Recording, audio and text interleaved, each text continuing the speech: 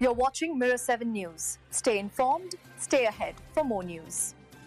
The first ever meeting between Notre Dame and Arkansas was supposed to be a historic showdown, but it quickly turned into a one-sided highlight reel for the Irish. From the very start, it was clear that Notre Dame's offense had no intention of slowing down, no matter what the Razorbacks tried defensively. By halftime, Notre Dame had racked up 420 total yards, with 294 of those coming through the air. Every single one of their 6 first-half possessions ended in a touchdown, which put them up 42-13 at the break. Running back Jeremiah Love stole the spotlight early, punching in 4 touchdowns before the game even reached the halfway mark. It almost felt as if he could have taken the rest of the afternoon off, because by then the game was all but decided.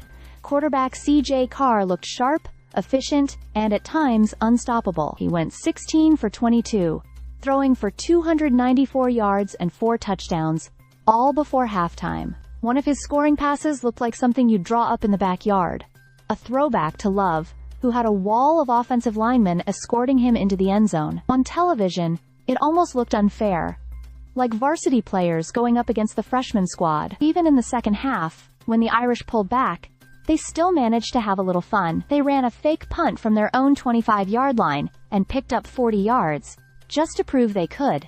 Big plays were everywhere. Long touchdown runs, untouched sprints into the end zone, and defensive breakdowns that left Arkansas scrambling. Jadarian Price had his turn at the big play spotlight, gliding into the end zone on runs that seemed effortless. For Arkansas, this game became frustrating quickly. The Razorbacks had shown offensive firepower in earlier weeks, averaging over 500 yards in multiple games, but against Notre Dame, that rhythm never fully developed. They opened with a promising drive that ended in a field goal, but when 3 points felt like a victory compared to what Notre Dame was doing, it set the tone.